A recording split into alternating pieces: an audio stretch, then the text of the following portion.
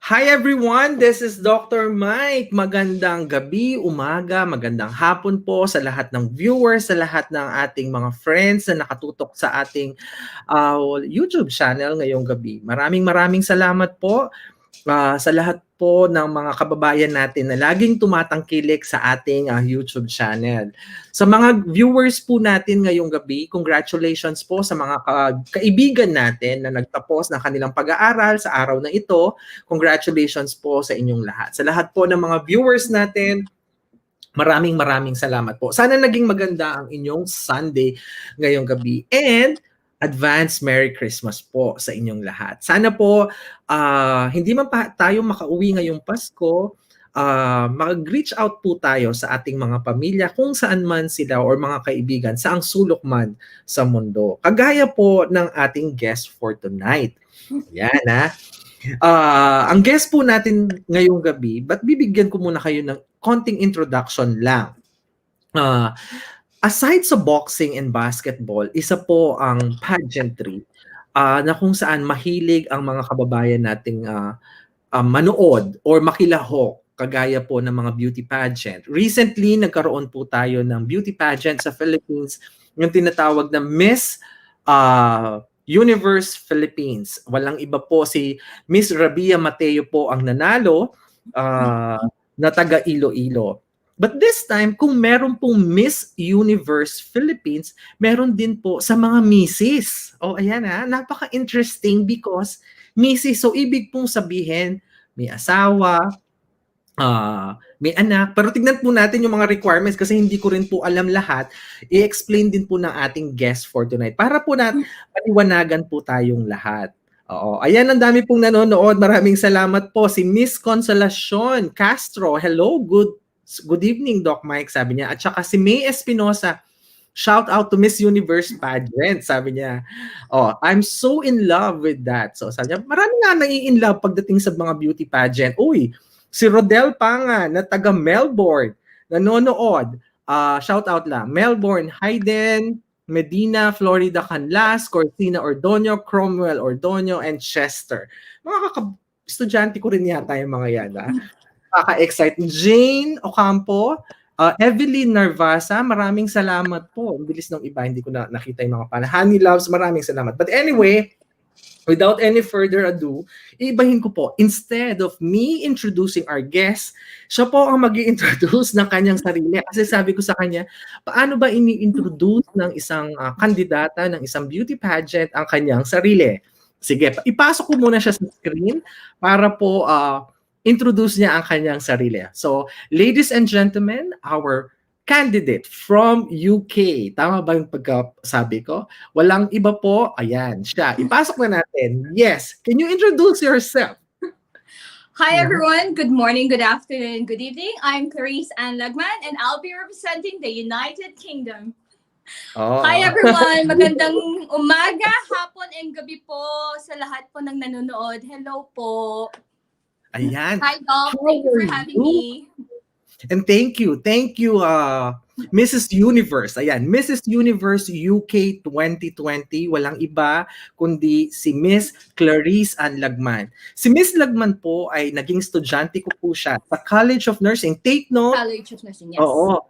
Hindi lang po beauty and brains, 'di ba? Minsan kasi sabi ang beauty pageant pang ano lang 'to, pang ito lang, 'di ba? Laging ginejudge nila minsan yung mga sumasali. Anong tawag diyan sa pag-judge yung mga kandidata na sumasali sa beauty pageant? But look, our guest for tonight, she's an accomplished nurse. Okay? And malalaman po ninyo yung storya niya as we discuss tonight. Paano po siya napasok from being a nurse to sa isang beauty pageant. Okay. So ayan, ang dami nanonood, na-excite din sila. Maaring interesado rin interesado rin mag-join. Oo, sumali sa beauty pageant ang ating mga kababayan. But let's go back muna. And you were my student in College of Nursing way back, around more than 10 years ago. More than 10 years ago, Doc. More than 10 years ago. And then, what do you remember? Do you still remember during those time? Why you took nursing? Actually, Doc, kasi ever since talaga, I've always been influenced by my dad. Ang dad ko kasi, he's a doctor. So, since I was young, sumasama na ako sa kanya when he goes to medical mission. So, I've seen how he treats his patient. I've seen his dedication and his passion on being a doctor. So, yun yung na-inspire ako doon kasi he was helping a lot of people. Actually, a lot of his patients now are doctors as well. So I was really inspired dun sa nakita ko kay Papa as I grew up. Kaya I've decided to take up nursing kasi I want to follow his footsteps. And same thing na ginagawa niya. So I really enjoyed it. Oo, parang yung heart mo nandoon sa community in health.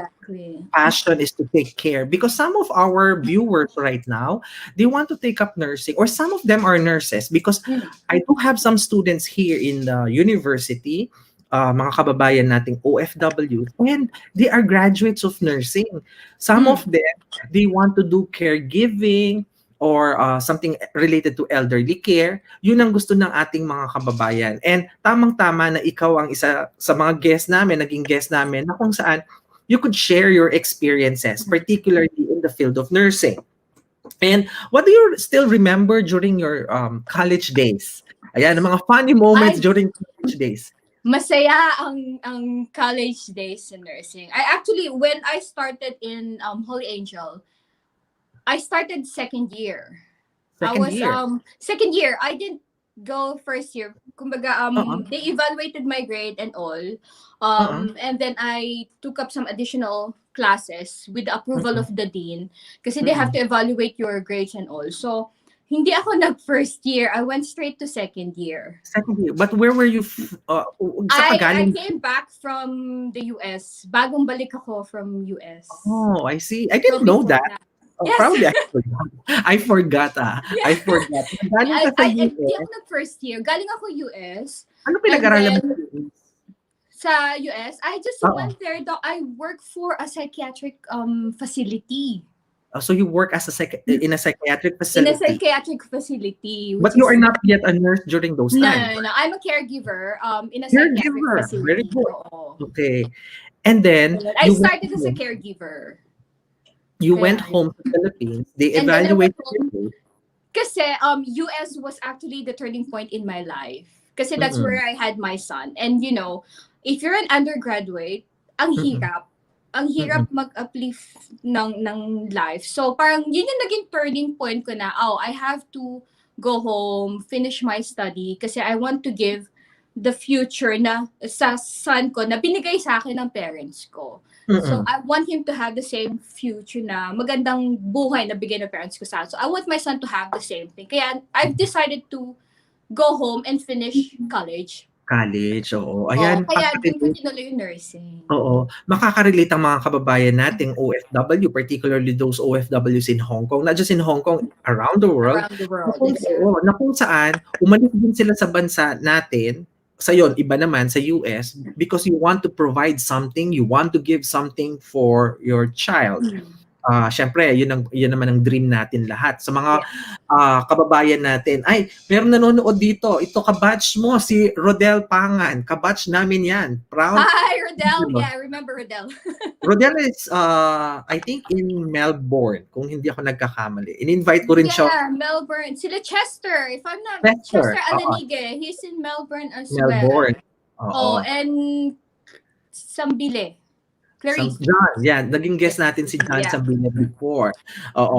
And during those college days, and then after your nursing days or nursing degree, ano ang nangyari sa'yo? Because you graduated in 2009, tama? Yes. 2009. I graduated in 2009. So, going back muna sa unang question, what I enjoyed most in college. Sobrang na-enjoy ko yung College of Nursing kasi apart from my classmates, I have really good professors and mentors back then. Sila Sir Guarin, ikaw, si Daddy Henry, sila Sir Pat Gantioki, Sir Guarin, Miss Guarin, lahat ng professor, Myra Zarina, a lot of them actually naka-abroad na. I really enjoyed nursing. I remember nung funny times na I called Sir Henry Lansangan Daddy Henry because he was like a dad to me in school. A Kasi father figure. I was like a baby. Pagpasok niya, one thing that I will never forget na ginawa niya, when he entered the room, like, bawal ligawan si Clarice. He was like that. He was like a dad to me. Mag-aaral mo na siya, bawal ligawan si Clarice. So, ever since he was like a dad to me. And same with Sir Guarin, kasi Sir Guarin, even when I was in Australia, nakakausap ko sa phone ni Sir Guarin. There are times na literally umiiyak ako kay Sir Guarin if I have problems. So, yun yung nagustuhan ko kasi they're not just main teachers or professors and mentors, but they become like a family as well.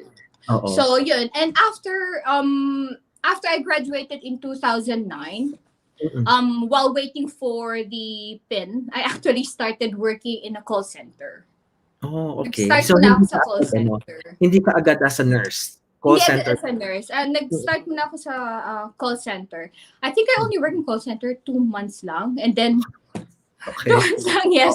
And then, inano ko na yung after I got my license, kasi I waited for my license before I can apply sa hospital. So when I got my license, nag-apply ako straight away sa St. Raf in Mabalacat. So I work in St. Raf. First, I was in surgical and medical ward. And then, na-move ako to dialysis, which I really, really enjoyed. Actually, my colleagues in the dialysis, we're still in contact with each other. Actually, wala na natira sa amin sa Pinas. Naka-abroad na halos lahat. Naka-abroad, oo. Naka-abroad na lahat. Halos lahat ng mga naging estudyante natin. Well, we're not encouraging our kababayans, mga graduates natin, nurses, to go abroad. But most of them, because yes, it's a once in a lifetime opportunity minsan, and then we are trying to find out the opportunity abroad. And I hope that one day that our government can at least yung salary ng mga nurses sa Philippines, because yun ang nagiging problem. Otherwise, we won't go out of our country. Actually, we were just talking about that just at the start of the lockdown here. Siguro, I was talking to my fellow nurses here, kababayan sa mga Filipino nurses. We were thinking na, siguro if, yun nga, like what you said, Doc, salary is yung mapantayan or at least enough to sustain in the Philippines, we would go home. Yeah, because there's no place like home. There's no place like home. Yeah, particularly this time, this season, Christmas, right? Exactly. There's no place like home. Iba yung, I'm with my family here, but then, to be honest, every single year during this season, umiiyak pa rin ako, Doc. I've been away from my family since I was 19, but then I can't get over that homesickness for some reason. Correct. Ayan, may nanonood din sa atin from Philippines, si Miss Barry Malabanan. Magandang gabi po. Hello po. Moving forward, Anne, hindi ako sanang yataan sa'yo na tinatawag. Clarisse kasi tayo. And then, what prompted you naman to move, umalis sa bansa natin? You went to US after Philippines. No, after I graduated nursing, I worked for 9 months in the hospital to get experience, and then I went to Australia to do further studies.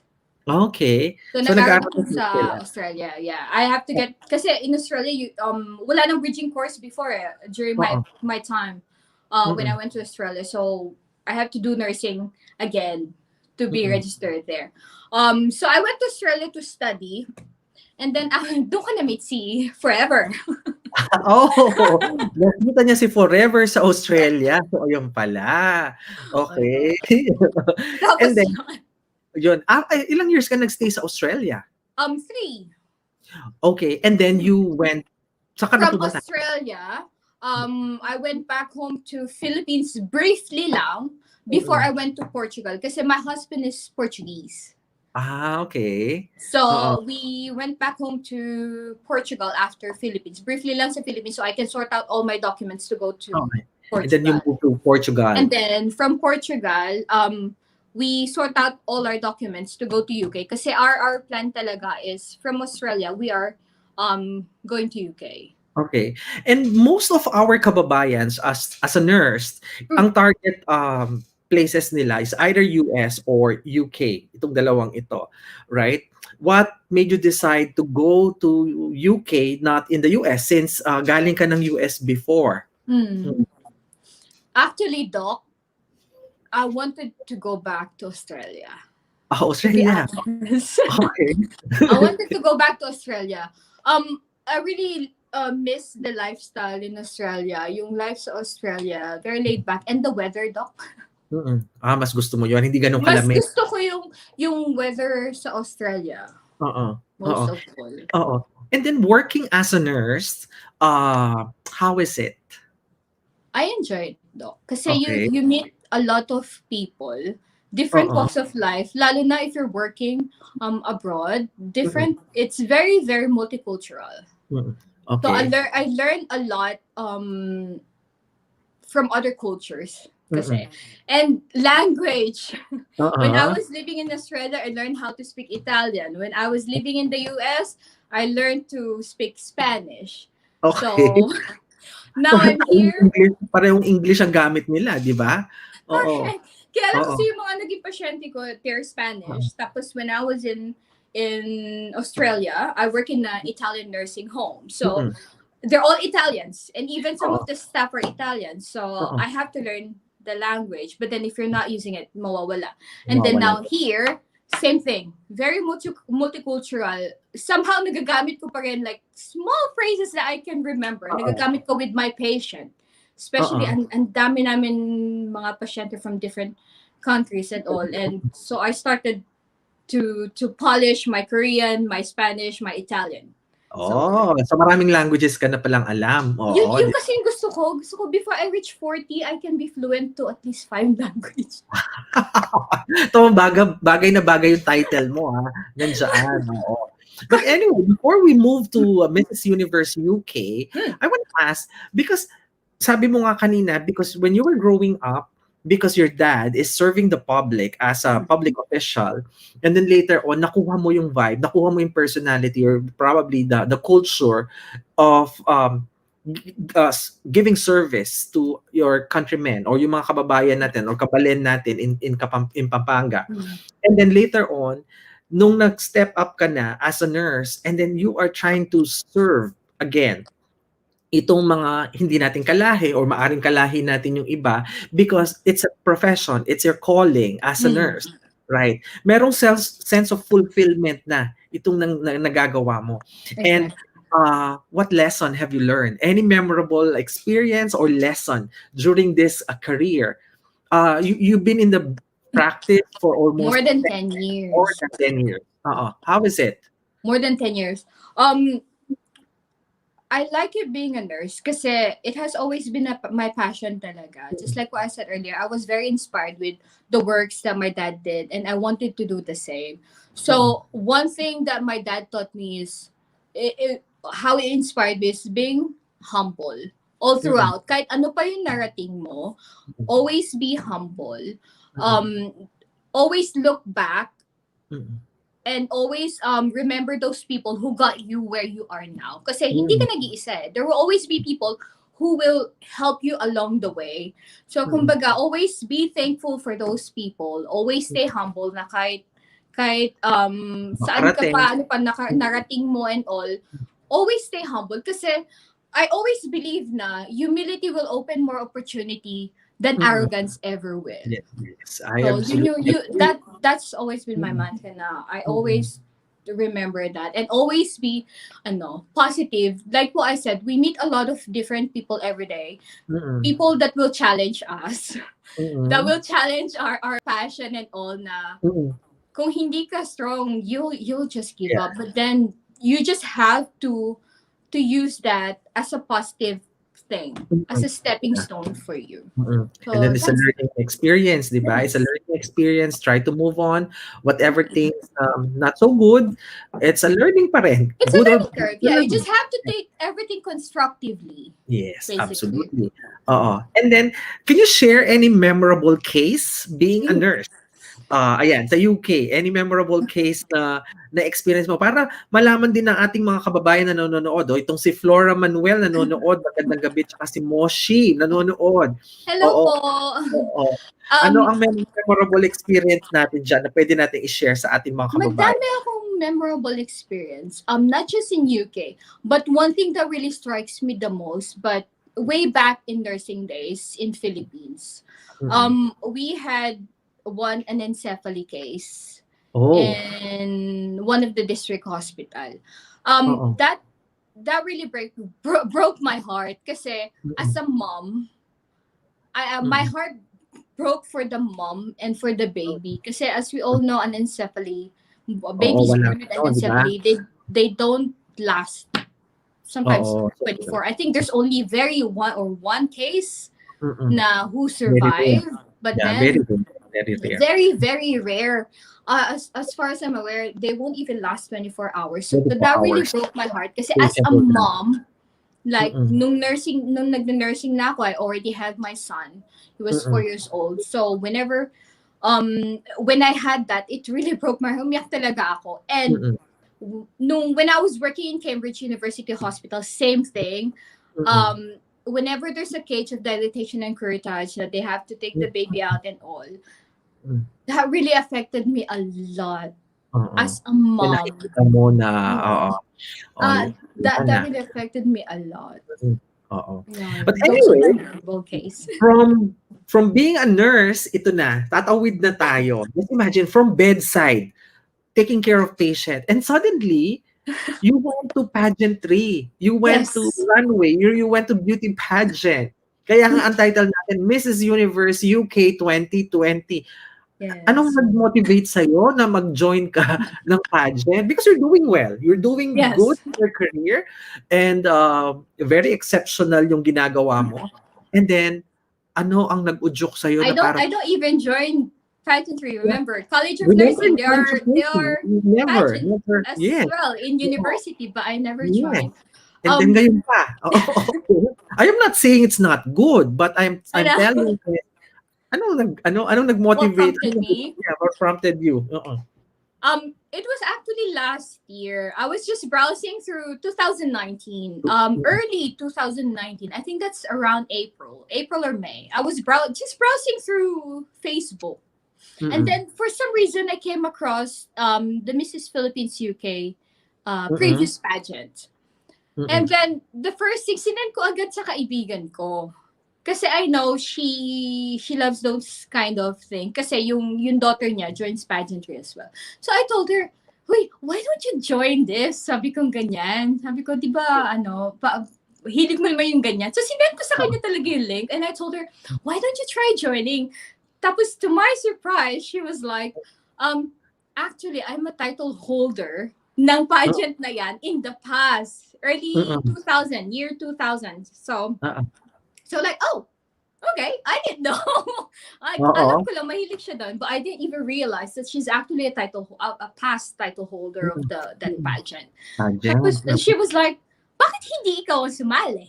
Sabi yan ganyan Oo. sa akin. Sabi ko, what? Me? Sabi ko, ganyan. Ako? Sabi ko, ganyan. Oo. I don't think so. Sabi ko ganyan, pag-isipan ko. So it took me Okay. a while. It took me a Mm-mm. while to decide to join. I read through Mm-mm. what the organization is, kung sino yung organization na may hawak na Mrs. Philippines UK, what they Mm-mm. do and all. And I like it kasi they're doing the pageant for a cause. For a So cause. for For a cause. So charity. they're sponsoring charities back home Mm-mm. in Philippines. It's Philippines. actually in Pampanga kasi it's Aguman Kapampangan who's Mm-mm. or the organizer of the pageant. Mm-mm. So they're Pageant. supporting Bahay Pag-ibig, Imas Mm-mm. Home. I think Imas Mm-mm. Home is in Magalang if I'm not Mm-mm. mistaken. And other Mm. charities sa Pampanga. So they're Pampanga. supporting that every single year. Mm-mm. So that prompted me to join. So Okay. sabi ko sa friend ko, sige, I'll join. Sabi ko ganyan. Mm-mm. Kasi sa akin, it's a platform for me to continue. Continue your advocacy. Yes, Yeah. exactly. And to Mm-mm. help. Kasi I've always wanted to help charity. Kasi nga, I grew up in a family na every single year we go to orphanages during Christmas season and then Mm-mm. we do a Help party for the for the kids and kids. all. We help, and then we do medical missions. So I found that as a platform to continue my advocacy and to help. Kaya that's what prompted me. Yeah, and then most of our kababayans or our viewers right now are yung nanonood sa atin, they might be thinking, because ito Mrs. Sanay tayo doon sa Miss Universe, okay? Yung Miss, okay? Pag Mrs. Universe, anong requirements o may criteria ba to? Ano mga ano nito? Paano sumali dito? Yung sa Mrs. Universe itself, the age requirement is between 18 to 55. Oy, then, pwede mga kababayan natin. Imagine 18, as long as you're a 18 years Mrs. old divorced, to widowed, 55. may anak, 18 to 55. So Okay. you can use you can join the Mrs. Universe. And then as far as I'm aware, in other countries, they have to go through a national pageant first, and then whoever wins that national pageant, siya yung ipapadala na candidate for Mrs. Universe. So in your case, you won first the Mrs. Philippines UK. Muna. Yun Mrs. Philippines UK muna in 2019. And then I became the pageant director for Mrs. Philippines Eurasia. Okay. So Mrs. Philippines Eurasia is actually the national director for Mrs. Universe for UK.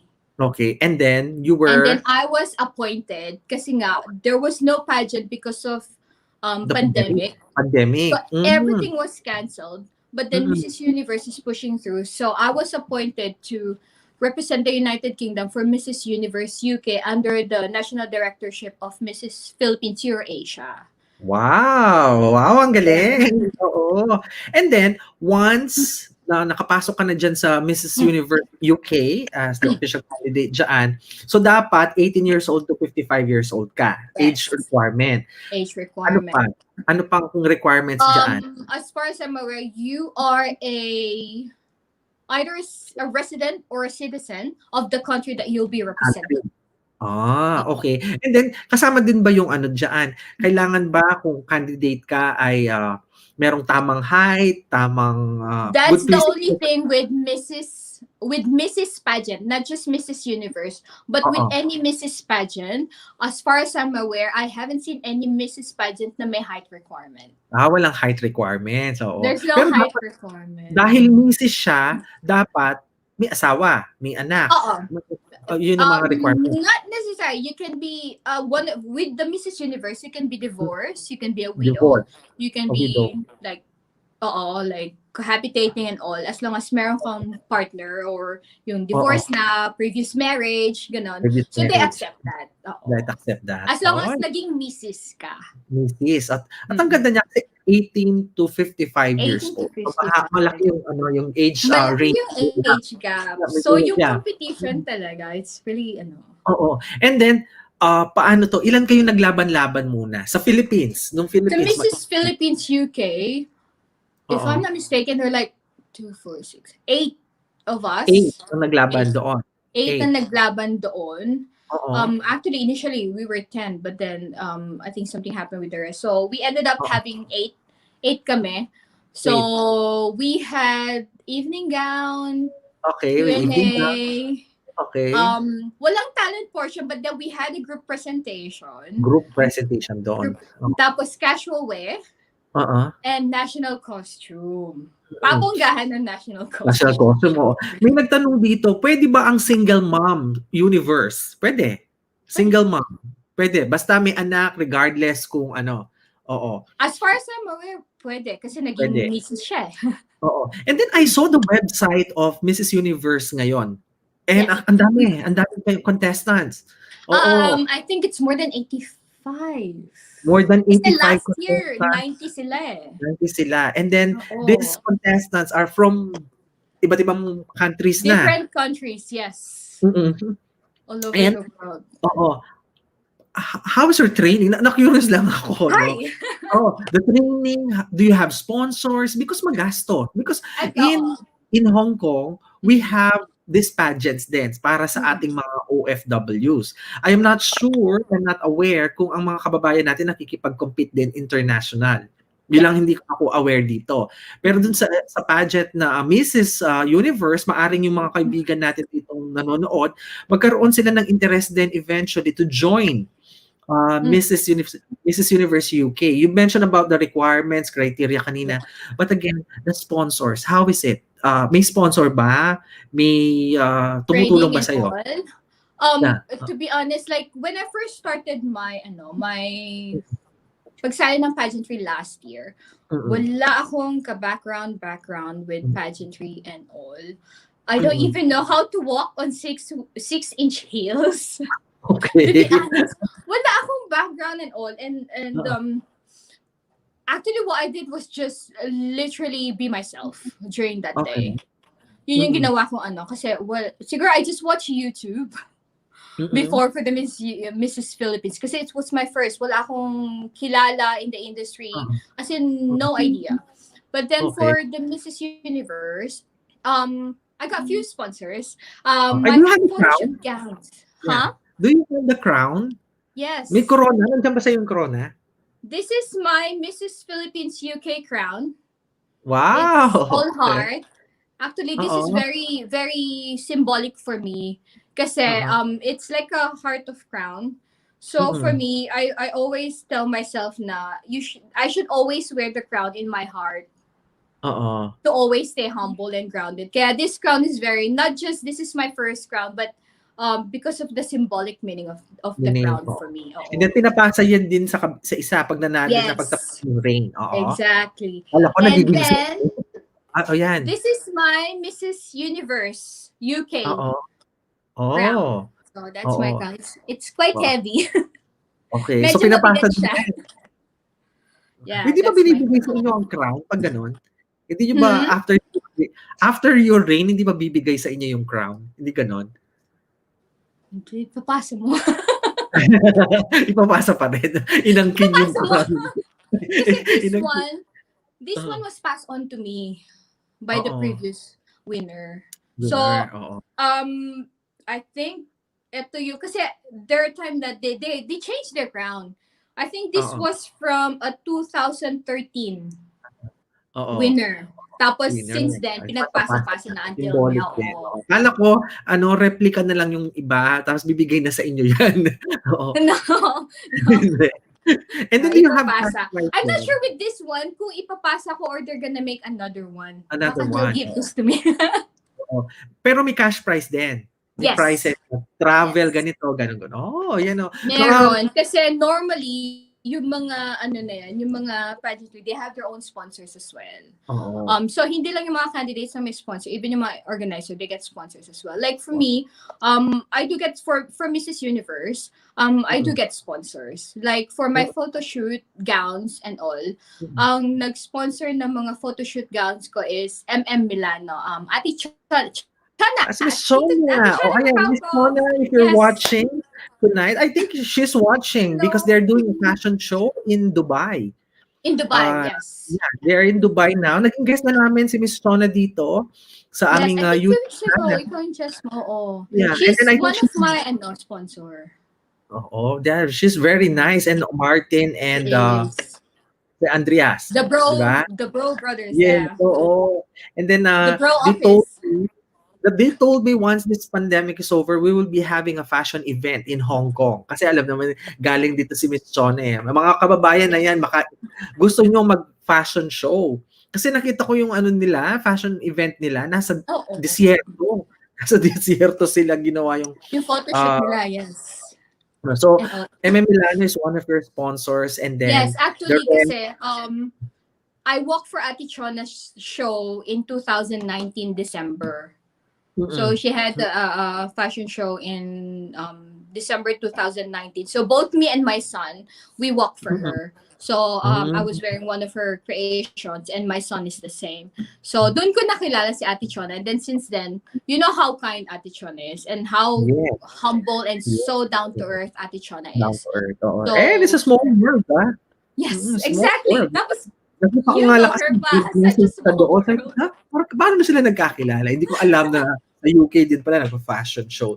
Yes, nag-show siya. So I was able to, I was fortunate enough to be one of her models dun sa show. And when is the pageant pala? Are you doing online muna or paano itong pageant ninyo? So that our mga kababayan alam na kailangan ba natin ng support dito? Oh, yes, Paano? please. Please let us know. Paano?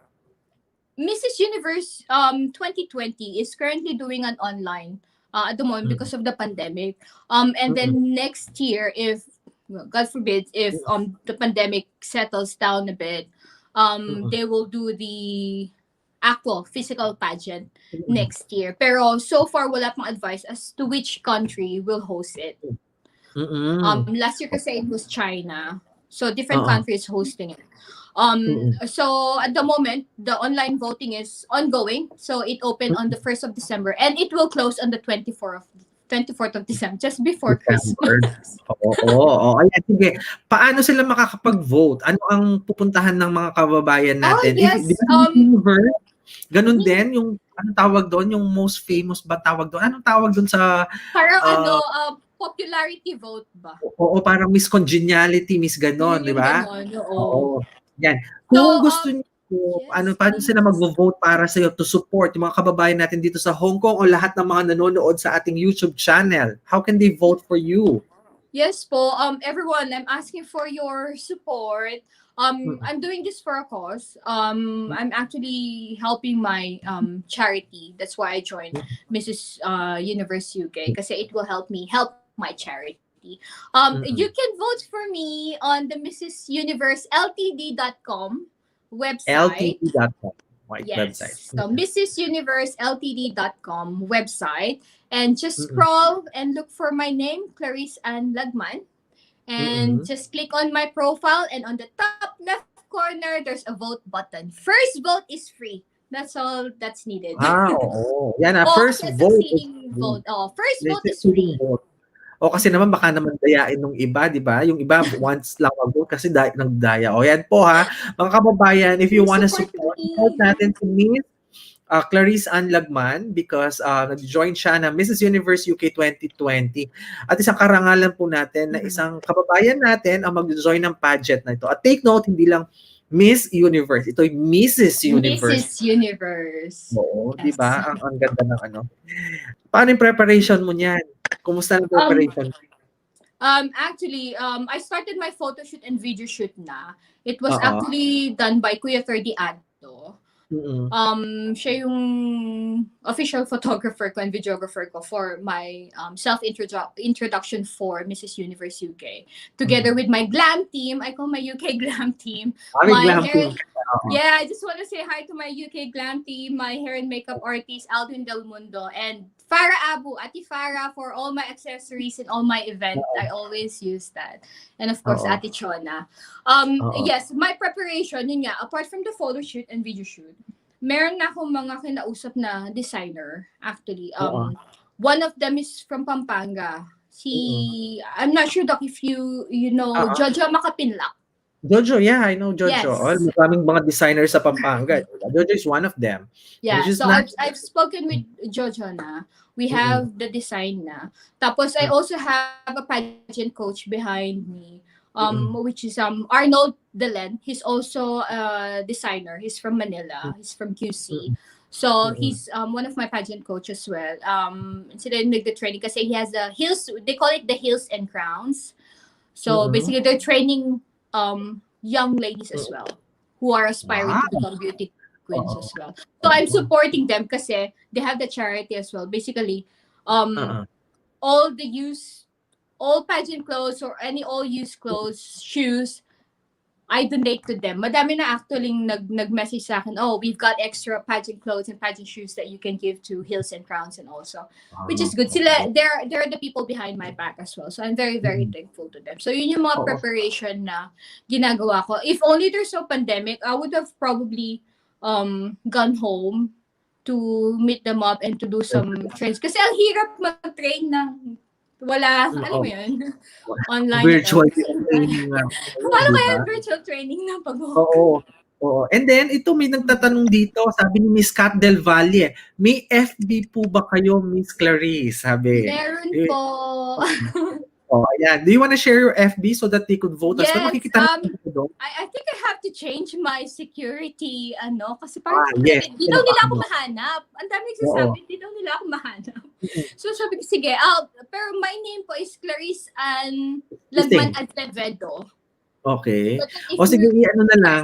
You can send it to me so that I could tag you for this video and then the link so that they could help our kababayans here so that they could support you for your competition and then the online para at least makasupport kami dito from Hong Kong or mga taga-friends natin sa Philippines or mga friends natin sa UK din na nanonood lagi sa ating YouTube channel. Okay. Sige. Ano ang 'di ba magki-Christmas na? Okay? Ano ang Christmas message mo? Can we ask for a Christmas message para sa iyo, para sa mga kababayan? Ang masasabi ko lang, during this pandemic, I just wish everyone good health, to always stay safe. Kasi what we have at the moment is very challenging. We are in a very challenging year. And I hope everything will be better for everyone next year, especially now that vaccines are being rolled over.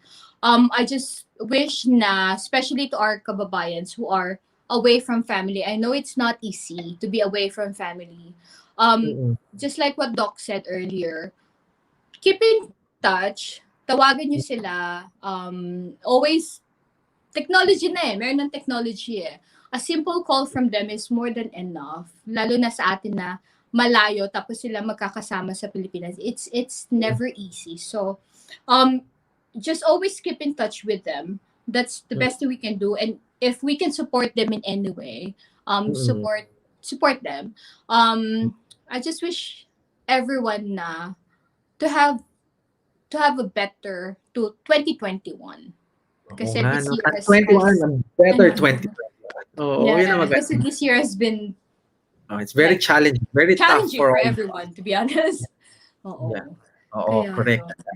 So para sa iyo, ano mas importante? Ang crown o ang tano ba dito? Di ba tinanong na sa Miss Universe dati yan? Mas importante ba ang crown or your profession? Ayan. Parang pinapili kita. Parang ang hirap mamili. Di ba? Para sa akin, which would you choose? It will always be my profession. Kasi, being in my profession, I already am wearing a crown. It's what I call the crown of humanity. Kasi you're being able to help other people. Kasi with or without the crown, nakakatulong tayo sa mga tao like us professional, like us in the medical field, not just in the medical field, teachers and all other profession, we are helping people and making a huge difference in other people's lives. So like this crown, this is not just a merely like sparkly thing that you put on your head and all. So this is somewhat a symbol. But even without this, the most important thing is to be able to help people. So being in whatever profession you are, I know that we'll always find a way to help people in our own little way. Kaya for me, profession talaga. Kasi that will always be your passion So. Yeah, absolutely. Sana itong mga kababayan na nating nanonood, sometimes sabi nga ni Miss Clarisse, it's a physical crown. What is important is lahat tayo may crown sa ulo. 'Di ba? Iba't iba lang ang crown natin, iba't ibang title natin, but ang importante doon is ano ang nagagawa ng crown natin. Okay? Alam ko lahat sa inyo, maraming pinagdaanan ngayong year na ito. Tayong lahat maraming pinagdaanan. But nananatili tayong matatag, nananatili tayong mapagmahal, at nagpapasensya tayo because at the end of the day, matatapos lahat ito. At pag natapos lahat ito, yan, back to normal na tayo. But it's a learning experience. 1 year that we've learned so many things. A lot, exactly. A lot. A lot. Anyway, congratulations in advance sa'yo. Thank you so much. I hope this will not be the last. Sana sa susunod na mag-guest ka sa amin, nandiyan na yung crown, na ibang crown na naman. This is first na. Yes. Sabi nga ni Boy lagi, lahat daw ng mga nananalo dumadaan sa kanya, di ba? Mali mo, ito no, di ba? Alam mo? Oo. Next time, nandyan na yung crown, pakita natin sa ating mga kababayan para may positive news din naman na nangyayari sa atin. Kasi ang daming nanonood, lahat naman sila nag-enjoy kahit ano man crown ang meron dyan. Exactly. Yes. So anyway, hindi na kita patatagalin. I know you'll be doing so many things. You're very busy. And ingat ka dyan as a frontliner. And all the best sa'yo. Good luck sa susunod na pageant. Kung ano man ang mangyayari, lalo na sa online voting. Ulitin lang natin. Ang online voting is, ano ang site na pupuntahan nila? Mrs. as in MRS Universe Ltd.com. And then once you're in the page na, go to the side menu, go to current candidates 2020. Then done. You just have to scroll through all the candidates. Mga pangilan lang ako. I think I'm in the first 10 or first 15 candidates. And then just look for my name and click on my profile and click the vote button. First vote is free. Okay. So ayan. Congratulations in advance. Thank you po, Doc. So, walang iba ang ating guest, Mrs. Universe UK 2020, Clarice Ann Lagman. Have a great day sa iyo dyan. Thank you, everyone. Kababayan natin para hindi ka naman aalisin na kita sa screen and para makapagpahinga ka na rin. Have a great night, Miss Charisse. Okay, bye. Bye. Thank you, Doc. So ayan po ang ating guest na si Miss Clarice Ann Lagman, Mrs. Universe UK 2020. Please don't forget, after this live, we will be having the upload ng video po ng station ID ng ABS-CBN 2020. Yun po yung behind the scene nung nag-shoot po kami ng station ID ng ABS-CBN. Please watch it at 10:30 in the evening. So ilang minutes na lang. It's 10:16 in my watch. It would be premiered at 10:30 in the evening. So abangan niyo po yan, makikita po tayo doon. So lilipat po ako doon sa isang chat box natin para kumustahan po kayong lahat. So once again, be nice to everyone, be healthy and be safe. Congratulations to all our students again. And sa lahat ng ating mga friends, magandang umaga, gabi, hapon po sa inyong lahat. I hope that you enjoy and then you learn something from our guest tonight. And please help and support Mrs. Universe UK 2020, Clarice Ann Lagman. So once again po, maraming salamat po. And lilipat po ako doon sa isang chat box natin para doon sa station ID ng ABS-CBN 2020 behind the scenes. Maraming salamat po. Thank you so much and have a great night, everyone.